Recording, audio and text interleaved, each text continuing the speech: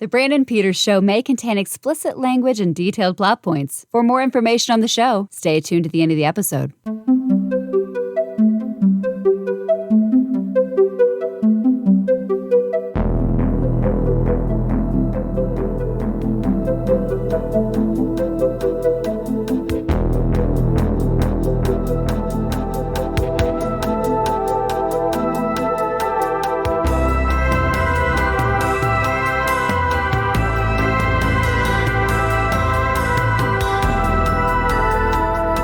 In a world where Brandon has a show, here he is. Welcome back again for another week on the Brandon Peters Show. Today features a discussion on the 2016 film Shin Godzilla.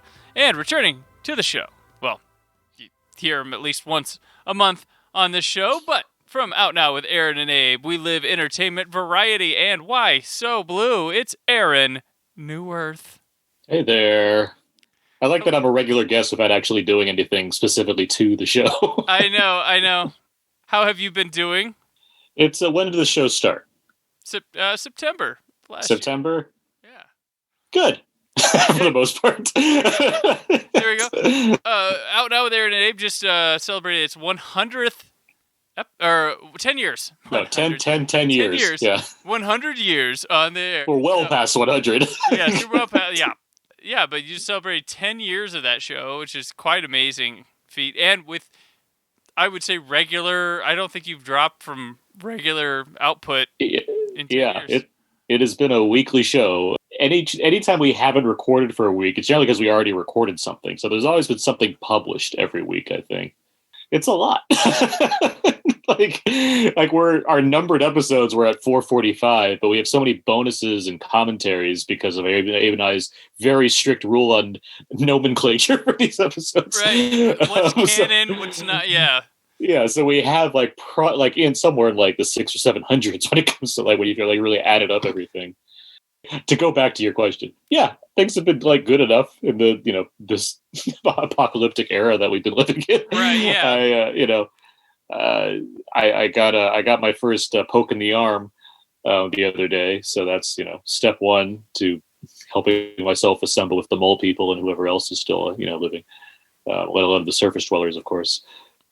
Despite things not being normal for a while, ideally they get back to that way, but regardless. Hasn't stopped the podcast from going. It hasn't stopped me from trying to maintain a little sense of optimism in all of this. I mean, right when it started, you guys pivoted pretty well to start right from the jump of theaters closing down and stuff like that. It was pretty awesome how you guys wheeled around and kept it going. I think I remember at the beginning you're like, now I know what I'm gonna do. It was really quick to spare. Like Tom Cruise said in Collateral, adapt, evolve, Darwin, I Ching. Yeah, definitely. The commentaries for the first time, people have been listening, but it's like a theme, like a running with the Thomas Harris, Hannibal Lecter movie commentaries that have been. It's a very movie specific theme because we had one other theme beyond the Bond commentaries, obviously, but that's different. But beyond, as far as like a multi-month theme. Remember, we did do all the films that Titanic beat at the box office in the first months of 1998. We did do that. With things that stick together and doing them in sequential months. We did do like Evil Dead and Evil Dead 2 in one night, I remember. Mm-hmm. We did that. But doing these, it's been interesting to continue through them. It's been a lot of fun. Next up is Red Dragon. I watched. Yeah, I'm fresh on it. Everybody's favorite Hannibal Rising is on its way. The best part is that we get to watch it twice. Yeah, you get to watch it twice. Because the one for prep, and then one for We gotta find another two 80-minute movies to do back to back because that's fun. That was fun. That was like you were like, you want to just do the Evil Dead 2? I'm like, I can do Evil Dead 2. It's me, let's knock it out. Dietz, Jordan Grout. I think Jordan Grout was there for a piece of it, and then he had some internet problems. Yeah. Or some like hour long. We could do Universal Classic Monster Movie. We could do a triple feature of that. It's surprising we haven't done that. Really, we can knock those out pretty quick. Have we? Yeah, we could easily do like a double Frankenstein thing, like in one night. It'd be great. Anything but Son of Frankenstein, which is close to 2 hours. So there's a lot of story. There's a lot of it. Had to give young Frankenstein material. I mean, come on. In relation to this episode, you recently published your Showa era rankings of Godzilla, which I was anxiously awaiting for a while. Yeah, it's like when King of the Monsters was coming out a couple years ago, I put together my Heisei ranking and my Millennium Era ranking. Mm-hmm. For those not familiar, for some reason, even though you might have followed Brandon from the Cult Cinema Cavalcade podcast, there are distinct eras in the Godzilla franchise. The Showa era being the first, the classic era, as far as from 54 to 75, and then there were there's three more eras, but two more complete eras for like the 80s/90s set, and then the Millennium era is like 99, 2004. So I ranked those previously, but yeah, I took a break for a while, largely because I knew that Criterion set was coming out. So I was like, okay, I'll be able to get like a fresh look at all of these and have like better opinions on them. And plus this movie, Godzilla vs. Kong is coming out hours from now as we speak. Right, as we're recording. Last week now, but yeah. So I figured it'd finally be a good time for me to get together the Showa ranking, which is it is quite a feat because it's 15 movies, and I like to not be brief. That's not fair. It's brief enough. It's just there's 15 movies, and I have some fun categories and all of them, like who does he fight, what my thoughts are, some bonus trivia on each of the movies and everything. So I put all that on So Blu, and I'm very happy with it. It came out quite well. Yeah, definitely. Part of it, when you did your other rankings, that's what kind of inspired me to go. I was like, I want to watch all of these because the posters from the Heisei era are just phenomenal. They're the best. They're like, I need to get one from like my room or whatever, and like because they're just outstanding. And I was like, I need to finally go through and just watch all these damn things. And now I'm up to speed. I last year during our quarantine time, we did the Call Cinema Cavalcade. We did the Showa era with the Criterion box set, and I just continued on. And I'm glad I did because I purchased a lot of Blu-rays that are now out of print. Yeah, that's the thing. Like I can only hope that like Arrow or somebody like gets the. I doubt Criterion will get the other eras, so I hope like one of the other ones like knocks them out. But. Yeah, it's some of them are very hard to find now, especially like Biollante was already hard to like find, and that now it's like impossible without paying hundreds of dollars. Like you can find them, it's just going to cost you some money. There's one that's like overseas. It's like $24, but only offers the English dub. I think is like that's it. That's the key. It might be a BDR too. I'm not sure. I have it on my watch list because I'm like, somebody put it out again. Come on. I just can't imagine it like sitting there forever. There has to be something in the works as far as like getting the rest of these out there in a a better version. Right, because that one in the U.S. was a Weinstein, right? I think. Yeah, Biollante's Weinstein. The rest are Sony. So somehow someone must have like harvested these rights and like figured something. I hope so anyway. Someone put another set out. That'd just be the best. If they would have, you'd thought they'd had it now with the movie, but we'll be patient. Just they come out when they go. Well, I mean, Shout Factory's putting out Kong 76 a month after, or in May, so things always work out. And Arrow got out the Gamera sets, obviously not the same, but still they got they got something out earlier, last summer, and then they released the Showa set and the Heisei set and like smaller sets recently. Yeah. So. And one last thing before we move on, I want to mention that if it wasn't for you, I don't know that the promos for this show would have taken off like they did. Because I put out a promo video. I challenged myself almost like every weekend to put something out. And the first, I thought it'd be fun to just do a Gross Point Blankish video. And I asked you, I was like, hey, you think we should do it? And you were like, yeah, let's do it. And if you would have said like, I can't or whatever, I don't know where we'd be right now. So I have you to thank a lot for doing that. And then the next week I was like, I should put something up again. And I did just a talking to the camera video. And then I got ideas and I've gone crazy at times. Sometimes I'm just creative drought, sometimes whatever, but you helped get that on a roll just to keep that as a thing that goes with the show every week. So there's a big thanks. That's awesome. And we killed it on the first one. So. Well, I'm happy to encourage silliness. So I'm glad the pattern has continued because there's been some fun ideas. Like I watch these and they're like, there's some fun stuff in here. Like that one the other week with Two Princes with your daughter. Like that was fun. That was good stuff. Yeah. And every time I've asked you to be a video, not only do you say yes right away, you give me whatever I asked for within like the hour. And I tell you, when I pool a lot of people for videos, I know I'm asking a lot from people, but the fact that you take that anxiety and stress of me waiting till like, am I gonna get it right away? Amazing. It's not these like, it's not hard requests. It's like, hey, can you film like 10 seconds of you saying a thing into your phone? Like, yeah, all right. Like, where am I going right now? Like, it's so weird. Like on a weekday, like at like 11 o'clock in the morning, it's like, yeah, here. Okay, I'm done. Like, right. My Heart Will Go On one. It was like there was another song before that you sent me a video for. No one else had, and then I had to change it. And then, like, everybody else was like, oh, I think I'll have time to do it tomorrow. I'm like, I asked for, like, 5 words. It's crazy. But, hey, everybody's different. But it's just really funny that happens. But you take the stress off. Yeah. And aces every time. Again, I'm happy to encourage silliness. So, Definitely. All right. Well, we will move on to Shin Godzilla. 何者かが海底にいる可能性があります。巨大な生物と推測します。 It's a DOE's code name, Godzilla. そんなものがいるわけはないだろう。あれがゴジラか。ミサイルでも死なないのか。諦めず、最後までこの国を見捨てずにやろう。シン・ゴジラ。 Directed by, here we go again. If you enjoyed my murdering of names, Occult Cinema Cavalcade, it's back. Is it Hideki Anno, Shinji Higuchi? Written by Hideki Anno and Sean Whitley. Starring Hiroki Hasegawa, Yutaka Takenushi, Satomi Ishihara, Ren Asugi, Akira Imoto, Kengo Kora, and Jun Kunimura.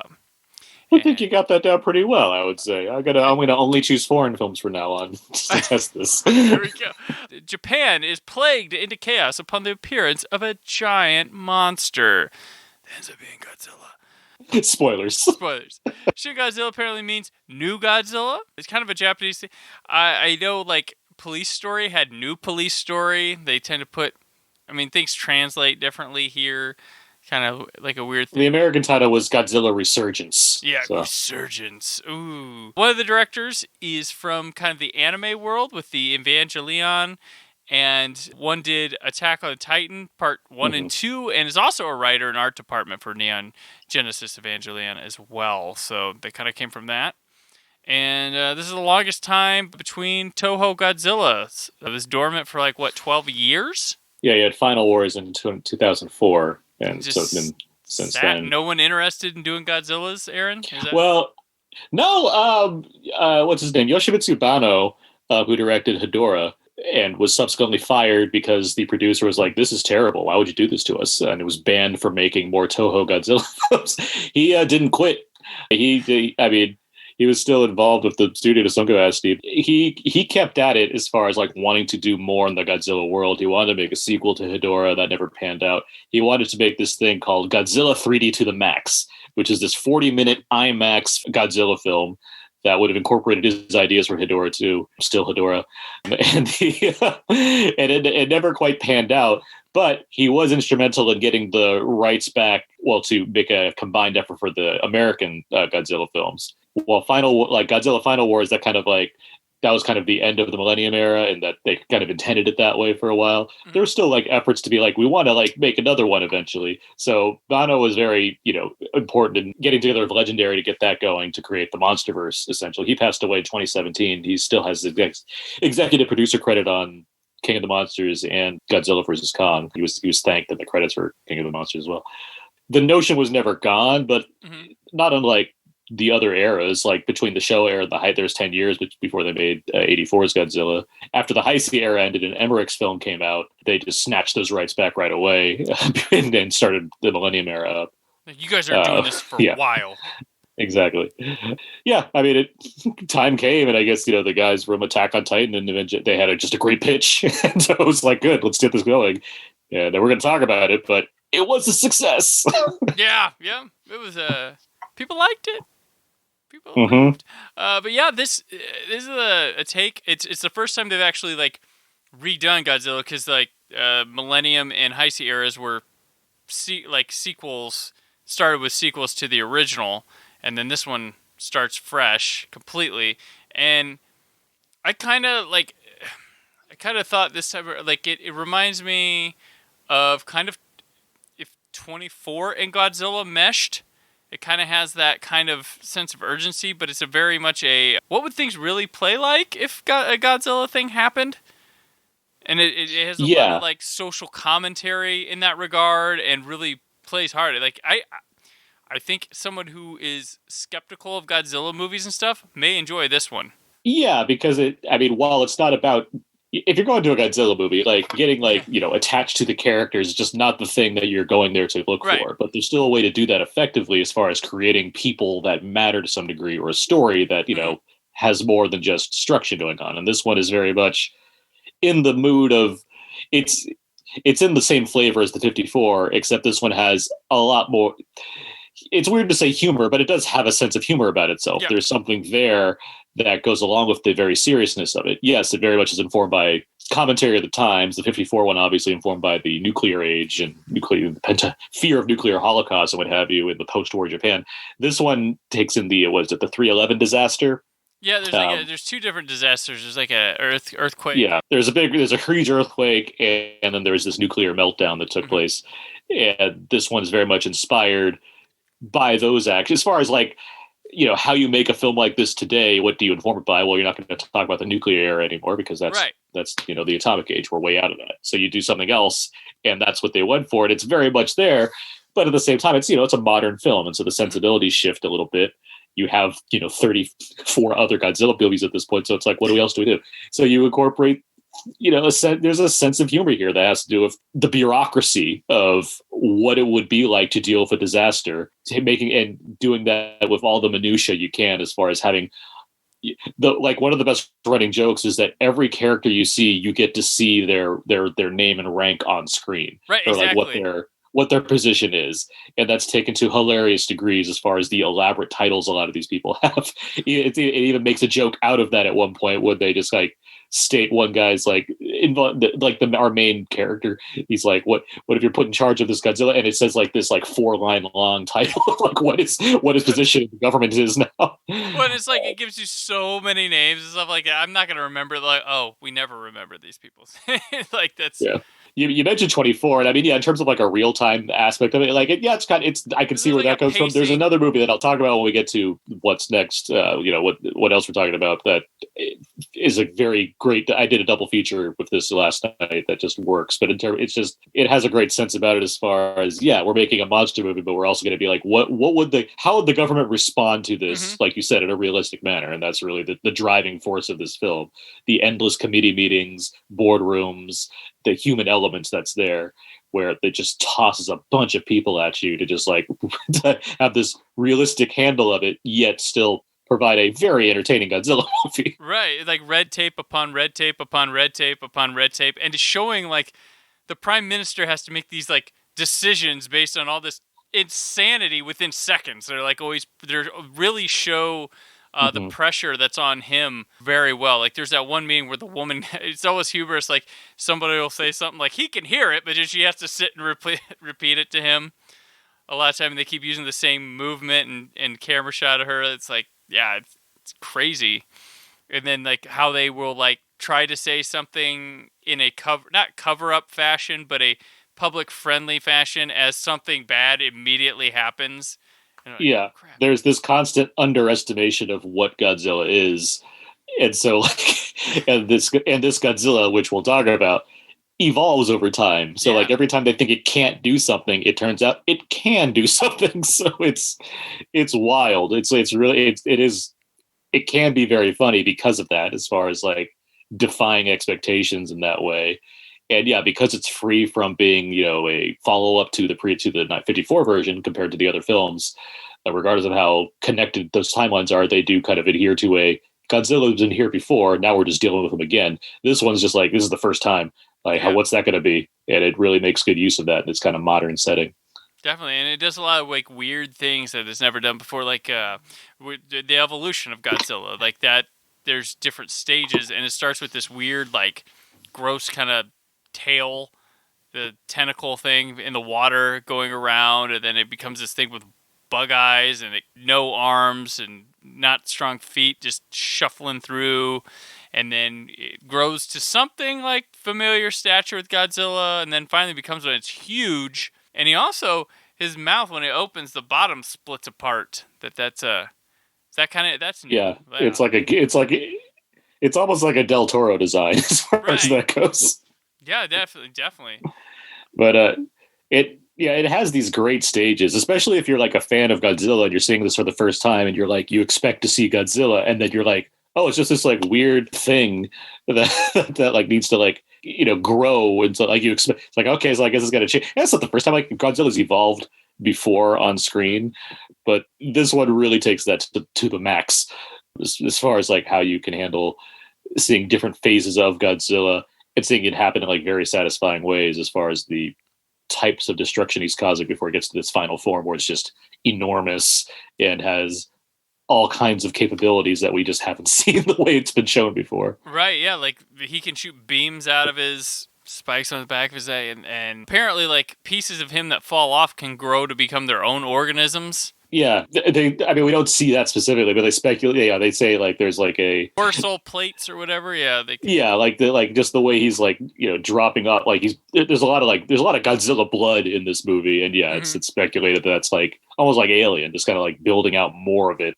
as it goes, which is part of its like whole evolution cycle that it seems to be going through. And you talk about the atomic breath. Even that gets like an arc as far as like you see him just like open his mouth and it's like at first it's flames and then it kind of builds into its like beam and then it just becomes this pure beam. And it has like the most range it's ever had in a Godzilla movie. So it's just going across the city.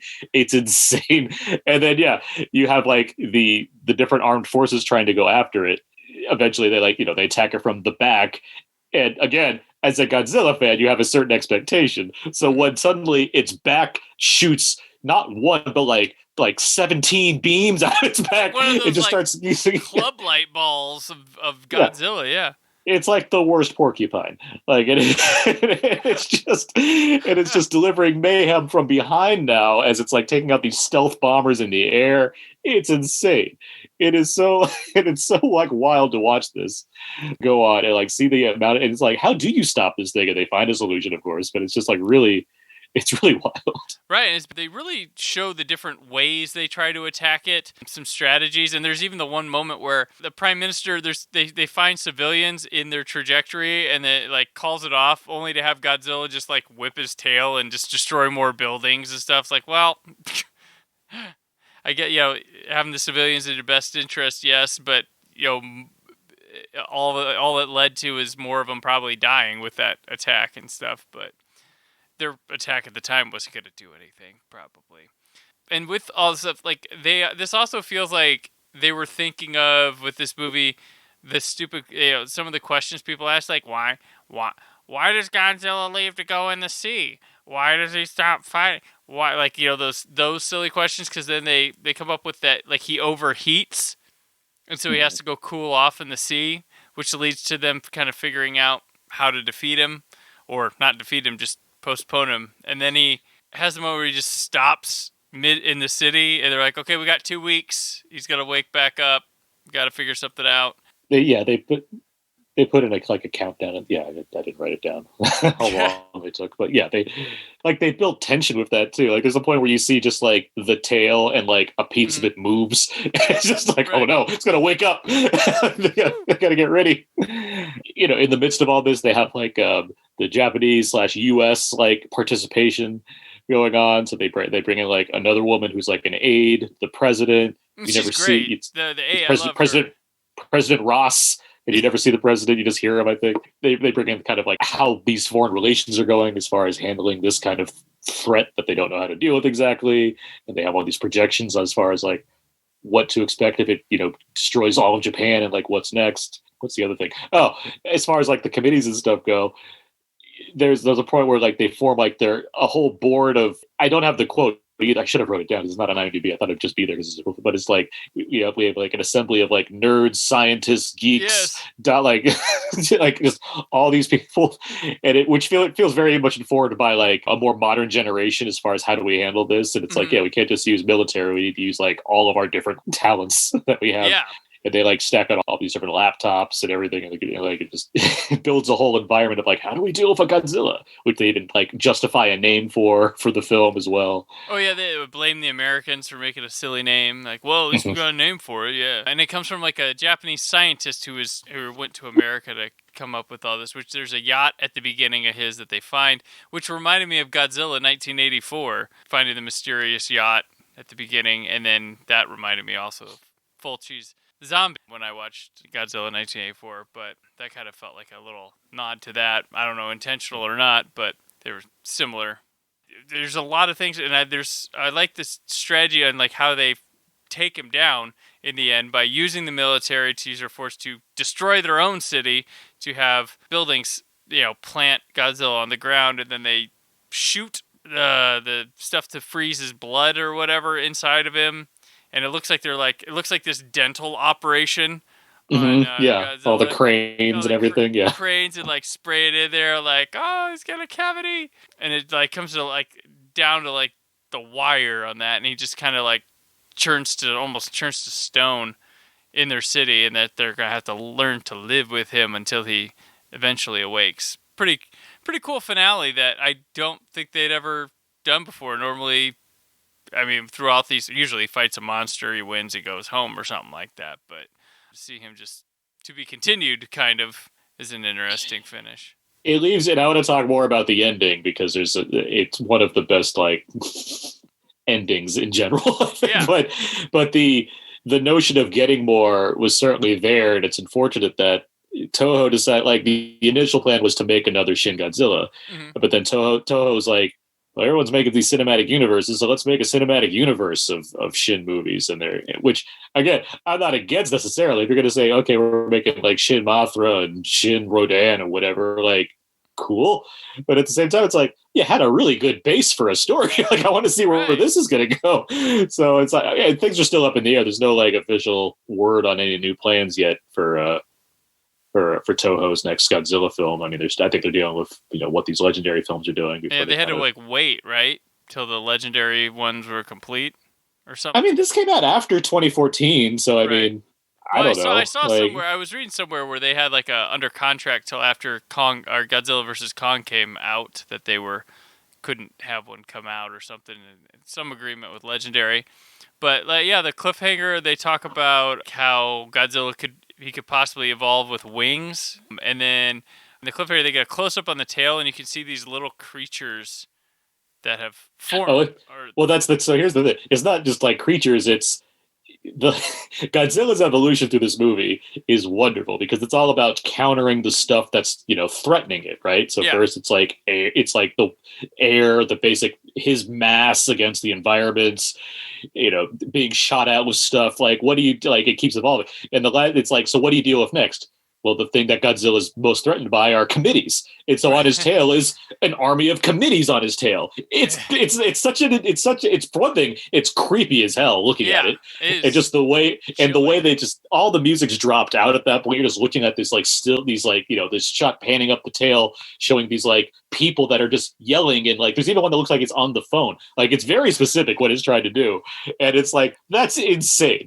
Like, that's the thought process that went through this. It's like, how does it evolve next? It'll evolve into a giant group of people. It's right. That's wild. And it's such a, like, again, the creepiness is there, but it's such a deliberate shot. Like, it's so thought out, where there are other great endings of Godzilla movies. Destroya comes to mind. Even King of the Monsters, I think, has a spectacular, as far as like a get you going type of ending. But this one is just, it's so like intricate as far as how it got to that point, and then leaves you there with this kind of chilling thought. For a film that is, again, fairly humorous, it still has these beats that just nail you in a Godzilla movie of all things. It's not just like, I love the ending for this as a Godzilla movie, but just in movies in general. A hell of a closing shot that is. Like, it just really does something. It's really creepy. I mean, it does feel, it is cliffhangery, but it could be the final statement on it as well, too. I mean, with what this movie is, showing that it was forming, the committees, we go, oh, look, what are those? Sequel. But it could be just like that's our final thing we say here, with their social commentary and whatnot on the film. But yeah, it's It is an awesome ending, and this is one of the few movies that, when you think about it, like, that's just Godzilla, and he's the bad guy. Like, it's like even the 2014 Godzilla had other monsters to fight in that film, but like most of the time, Godzilla and other monsters. You got this, the original in '84, and if you count the Emmerich one, Yeah, it is a very versus heavy franchise, but you get those occasional ones that just say, no, Godzilla's the only threat that we need to worry about here. This one, it does it. It doesn't I mean, looking at my like in total ranking, like this is easily like at least the second, but it's like, I mean, there's not much that puts this, past for 54. I mean, it's like, it's right. I mean, it's right there. Like, it truly understands what that first film was in informing itself. Like, I mean, it's astounding with any franchise, any remake, any sequel, that this one really knows what to do with that original. Like, really knows what the important thing was before the monster. even though, real quick, even the look of Godzilla like, it's CG, but it's not a guy in a suit, but it certainly is. They try to remind you of that, yeah. Yeah, it's very much, it's evoking that suitmation. It's evoking that kind of like guy in rubber suit type of effect as far as how he moves, how he's designed. So it's so indebted to that original. It just knows how to like play it in the right ways. Yeah, definitely. Yeah, interesting to look at. And I think like Hedorah, that we were talking about, that one, I think that one's informed by the original in a good way. Like, I think the ones that actually pull more than just, hey, monsters fighting. And then again, I'm not from Japan and stuff. There could be deeper things in a lot of those films that I don't pick up on because it's for sure reflective of those. But the ones that I get, like, that's one thing I liked about Hedorah. It was like the smog monster was another answer to Godzilla and the problems that they were trying to reflect on in the first one. And this one, I mean, outside of some, various references that might be going over our heads, there's not a lot of like, I've seen these enough to know, like, there's only so many of them that are really like attacking or, commenting on culture in some way, or, having some level of satire. The original King Kong versus Godzilla comes to mind as far as trying to do something with the premise, but for the, Megalon doesn't have much going on besides what's there. Right. And even like especially the later, the Heisei era, as much as I like the Heisei era, like that's very much trying to do its own thing as far as we just want to tell a singular story through Godzilla films. They're commenting on other films that have been made before, pretty much. It's less about thematic depth and more about just like cinematic homages within Godzilla films. Yeah. And the Millennium series is just an anthology film, just divided into 6 movies. So. Yeah, definitely. It's all fun to go through. Like, it's a treat. Like, if I don't know how you can be bored. I mean, there's like 30 plus films, and they're all. I mean, some of them you're not gonna hit one out of the park every time. But the way they managed to make a lot of these so different, for the most part, it's pretty impressive. If you want to go through down that rabbit hole, I highly recommend it. And when you get to this one, you're just like, wow, all right, back to nice bookend. And hopefully we see more from this, and they go back to following Shin. Would you bring another monster in for a second Shin Godzilla, or do you think? I mean, I mean, at this point, it's like, unless they have just a really creative way to handle bureaucracy even further by, I don't know, moving to like another country, but that'd be unlikely for a Toho film. Right. I would try to think of like which makes sense. Like, I don't know. I mean, well, honestly, yeah. I mean, if you have a film that's dealing with the bureaucracy and like, how do we defeat this thing? Mecha Godzilla would make sense as a new adversary. Okay, all right. We've done the work, and we've decided to build our own Godzilla. That seems like a governmental response, which is not unlike Pacific Rim in that matter, as far as maybe you could do something based on like foreign relations or country relations, and you bring a monster that represents some other country with. Mm-hmm. Let's try to pull that off somehow, or maybe like a United Nations of monster and stuff like that. I don't know. That's what I'm thinking. If that's the one, if they want to key in on governments doing and all of it, and this, it's insane how many people are in this movie. I mean, there's a lot of like extras. It's a huge bunch of government people, and we probably see more of them than evacuating people. I mean, that's an overstatement, but just the fact that We see so many different ones. It's a huge speaking role film as far as like the amount of like parts where people have something to say. Because I know there's more, but like LA Confidential is always a film that seems to get like talked about as far as there are so many speaking parts in this film. Like regardless of how big the actor is or what have you, there's like a ton. This is a movie like that as far as so many people have a part in this movie, regardless of like them being a famous stature. It's just like we gave mountains of people work to do to make this movie come to life. So many people talked. So many parts were had. Yeah, and this ended up being one of the. Was it the highest grossing Japanese film of 2016? I wouldn't be. I mean, I think so. Offhand, I wouldn't be surprised if it is. Like that makes sense. But more importantly, it won like 16 Japanese Academy Awards. Like it dominated. Nominated for 7 and won Best Picture and Best Director. Yeah, it clean. Like it was a well-regarded film. Like, everywhere. I mean, but yeah, in Japan, Toho was very proud of like the work that went into this, which is just more irritated that it's like we're not just making Shin Godzilla 2 right away. It's like, come on, everyone liked this. Right? Yeah, it was huge. I mean, it outgrossed the entire like Heisei and Millennium era films like within like no time. Like it sold a ton. It sold a ton of tickets. Yeah, it did really well. I think it was like financially it might have been I think it was the most successful since Ibra. That was like the one they said ticket sales wise it had sold the most tickets. But man, it was Well, I know ticket sales outside of these newer movies, King Kong versus Godzilla is by far like the biggest ticket seller of the entire franchise. That record held on for years. But I mean, necessarily, it was still making money. It started to wane a little bit, a lot. That's why you reboot it or you get rid of it for a while. And who knows what the Godzilla versus Kong would have done had we not had a pandemic. I mean, Kong's a movie star, so I mean, I think that would have paid off really well in the realm of things. I know King of the Monsters didn't do the best. And it's funny because I feel an excitement built for the movie. I mean, based off social media, which isn't always an accurate portrayal of what it is, but it feels like people have been getting really excited for this one. And the people who have seen it, like yourself, there's been people loving it so far. There's a lot of good things to say. Yeah.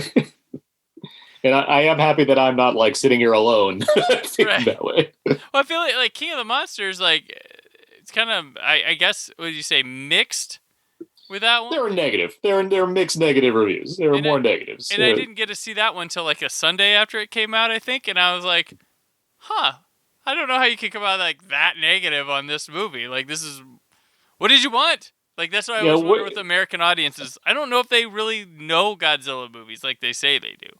No, they like the idea of it is intriguing, but once you see it, it's a taste. It's a cult property compared to Kong, which Kong is more of a it's American. Like it's a very despite being an immigrant from Skull Island, it has an appeal there. Maybe just because I don't know. Regardless, yeah, I mean this new one seems like it's in this Goldilocks area where because Godzilla 2014 got really good reviews. Yeah. And Skull Island, I mean, it doesn't count as far as Godzilla films, but like Skull Island got good reviews as well and made money. King of the Monsters didn't do as well. So now we're in this like period where it seems like it's just right, I guess, as far as how to balance these things, and hopefully that transfers well to whatever monetary expectation you could have in this pandemic era that we have to kind of like deal with. But it can be started out well, like it did super well overseas in its opening international weekend. So yeah. I know we're talking about this a lot more now. We're going to talk about Shin Godzilla, but no, it's relevant, time specifically relevant. If you're listening to this episode in 2 years, well, this is when it was recorded.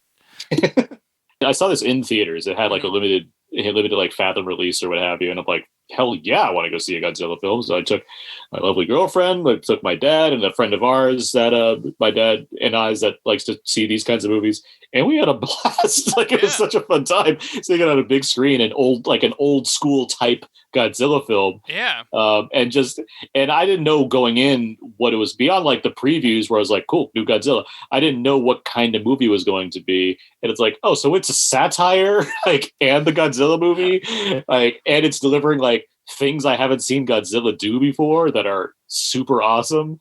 And this is coming after 2014, where I've already seen Godzilla give what's basically the best finishing we've ever seen in a Godzilla movie. Oh, yeah. So it's, watching this one, it's like, how do you up that? Well, one thing, this one's bigger. And also it has like crazy dorsal fin lasers now also in the midst of its evolutionary path. It's like, what? This is so much good here. And like, I mean, we haven't talked about the directors nearly enough, but they like, in addition to like filming the Godzilla stuff well, they have a lot of fun just like putting cameras on stuff like Breaking Bad style, putting it on like the chairs and things rolling around. Like it's just the point of view of the monitor looking out at people. Like that one, that's great. Yeah, that's a great shot. Like there's just like a lot of creativity as far as how do we make this work. Not even how do we make it work, but like what do we do that's like just fun and different for a Godzilla movie? How do we make all these government meetings and committee things not boring or the same or repetitive without just besides changing rooms and offices and walking and talking? It's like this is 20. I mean, I assume it filmed like 2015 or whatever, but like there's social media, but like even now you could see them doing even more of that as far as like incorporating different kinds of like camera. They have a little bit of like at the towards more towards the beginning when they're first like, what is going on out here? You're just kind of getting shots of like tunnels that are like common people's point of view. Yeah, exactly. Now, I like if they made a sequel now, I can only imagine them like incorporating that even more so, just because of how informed people are using that kind of social media and what have you to capture moments live and whatever. It's like there's a lot you can do. That I'm like my mind's totally in like, what would the sequel be like? Would there be protests? So like save Godzilla, which there are a bit of. There is a bit of that in this movie. Like it's going for these kind of things, especially if they want to keep it like informed by today in some way. Obviously it's Japan, so it's a little different, but I imagine there's things you can do that incorporate other monsters while still having societal things to address to some degree. No, definitely. It's everything, like this movie moves like it's 2 hours and lots of government stuff, but man, it cranks through. Like it's kind of what like when I was compared to 24, it was not so much the like feels like it's real time, but like the pacing and the way they stage some of the government things feels very. I know what you mean, but 24. Even then, like for it's a 2-hour movie versus a 24 episode TV show, right, so not necessarily real time, but there's the frantic pacing as far as important people needing to go to different rooms to say things to others about what's going on and how do we get this done. Like that's 24 in a nutshell, without minus the except instead of Jack Bauer shooting a guy in the face and looking cool or whatever, you have Godzilla destroying something in the craziest way possible. I now just realized I want Xander Berkeley in a Godzilla movie. He's not been in one. We should have him. It seems like he'd fit right in, given all the character actors they shove into these legendary movies at this point. He should have had a lead. If CCH Pounder can drop in for like 2 minutes in the courtroom, I think Xander Berkeley, and preferably with a hat, can find his way into one of these as well. If you're trying to see if you're trying to like know what Godzilla's like, I wrote a big post about this too, as far as like your beginner's guide to Godzilla films. Mm-hmm. I mean, this one is a great balance of like all the different kinds of ways you can approach this character or this creature, and it's modern, and I know that so there's less of it might not throw people off as much if you have a film that's set like more current times than not, perhaps. But it's also just like it has a sense of humor about itself. It knows what it's doing, and it gives you just a great Godzilla. Yeah, no, like that's what I said. Like I would recommend this to anybody. Like, you're the hardcore Godzilla skeptic, watch this one. Like, if you like movies, if you're the hardest against blockbusters, if you're the hardest against Godzilla, like kaiju movies, check this one out. I really think it'll surprise you and be like, oh wow, maybe these aren't turn your brain off entertainments. Maybe there is more to them, whatever turn your brain off is, because I don't know. We've had conversations about this. It really does everything. Like that's like if you want a foreign film, if you want a satire, if you want a monster movie, like if you want a comedy, like it thriller, just has so much going. Action, thriller, suspense. And it's all competently made. And if you want to see what other outside of America blockbusters look like, it's all right here. Like it just packs it in so effectively. Like it's ridiculous how good this movie is. It's so good. Like that's like less for me as a giant Godzilla fan, and more just me as like a fan of film. Like if you like how movies are made, like this does a lot of very creative stuff with like getting that done. So. Yeah, in modern ways, classic ways. Like, it really, really handles it well. Where did it fall on your top of the last decade? It's in there. It's like that's a it's a complicated list, and like every that's the best of the decade as it stands when I posted it. Like it's already like looking at it, it's like I could have put this higher. Like it's in the 90s, I believe, but it's like 100 films over 10 years. Right, It's a lot to consider, but it's like watching it again last. Like that's It made it. But then I'm like, I watched it again last night. It's like this is too low. Like this movie's like so good. What was the last time I watched Birdman? I don't know. Why is it so high compared to Shin Godzilla? Right? Yeah. Like I saw Birdman in the theater, bought it on Blu-ray, and I haven't even watched my Blu-ray. I'm not sure. So, and I liked Birdman a lot back then. Yeah, it's a great movie, but it's like Shin Godzilla, guys. Like, I don't know. Yeah, I watched it twice. Like I watched it last night before recording, and then this afternoon I was doing something. I put it on, but I put it on with the English dub just to see how that played out because I hadn't heard it with the English dub yet. And I was like, no, there's too many. The problem with the English dub is like we were talking about how so many parts there are. There are not enough good actors for those parts. I get it. Yeah, you get some bad deliveries here and there, but the main people are pretty good, but. To differentiate the voices and have so many, that doesn't quite work out all the time. It's a great movie. I know. I keep thinking of things now. Like I'm trying. There is a part where like you have the prime minister who you mentioned who's making like these hard decisions. Yeah. And he dies. He died. Yeah. Another 24 staple. Yeah. You got to kill the president.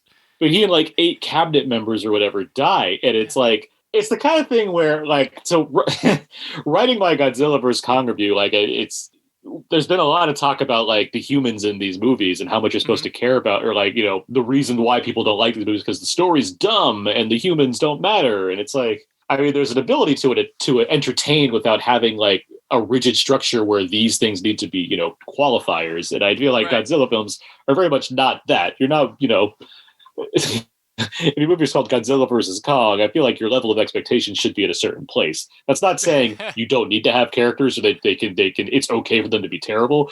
But I don't think, when these movies come out that are made by all the people they're made by, Adam Wingard, the director's thinking like, oh, I forgot the character development. Like, that's not what's going on here. So bringing that back to Shin Godzilla, there's very much a purpose in how these characters are utilized. And yes, you're following a couple of them that you get more familiar with than others, even if it's only through the lens of bureaucracy. Right. But when you like the prime minister, who I know nothing about beyond he's just exacerbated by the situation, when he and a bunch of people die midway through the movie, I care. Like I'm sitting there thinking, these guys they don't know how to deal with a Godzilla, and now they're dead. Like I don't feel great about that. Like I have an attachment to like what's going on here, and it's another way where this movie really comes to life as far as understanding. Yeah, this is a powerful threat. Are you watching a Godzilla movie? Yeah. Is that inherently silly? Sure. But do you want to see like this version of that where it's giving you, what if a government took this seriously? Yeah, I want to know what that is. And guess what? I care about that. I cared about like what's going on throughout this film.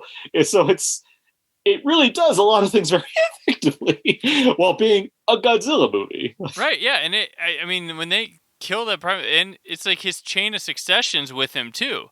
Like, it's weird that they don't separate them out and travel, but that happens and becomes another point of contention. Like they have to like vote in a temporary. Well, it's like a hindsight thing, right? Yeah. It's a hindsight thing because it's like, how do you deal with this? And like, oh, now he's here now. We need to evacuate. Like, yeah, all right, let's go. Like it's like I can understand we didn't have the perfect plan for this, like in the moment type thing when it comes to giant monster we've never seen before. It's like, yeah, we're probably not gonna get all this right, and yeah, it cost us something deep because of it. This movie thinks it out. It's gotta be like it's as interested in the monster as it is in showing the government actions and how they work out and how they play on it, and has in its back of its head, what dumb questions do people ask during these movies that we can have like little answers for that sound scientific and like, whoa, that makes sense. I buy that. Like that they really, it's a thoughtful script. Like I'd love to see them shooting at each other right in this story and like making sure every little crack has like is filled. Like it's very, very thoughtful in its approach.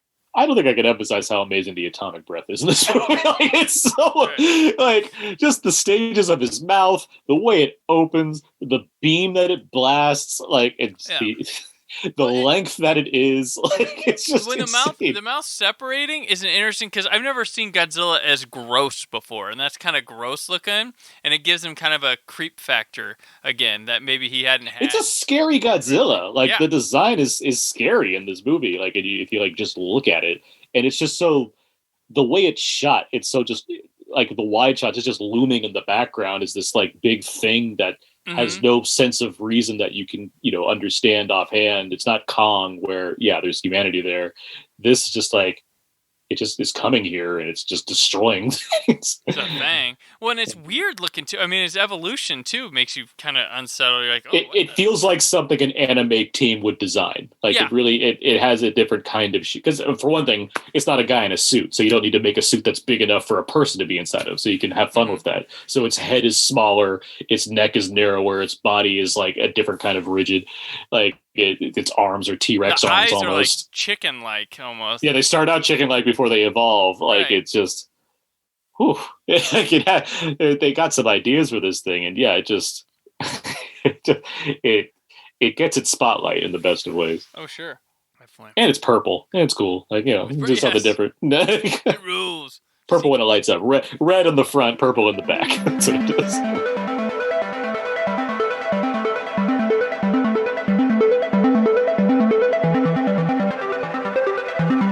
Else, this is where we just talk about anything we've kind of maybe put in the world, written, recorded, or read, listened to, watched, something like that. Just whatever else we have going on. So, Aaron, what else?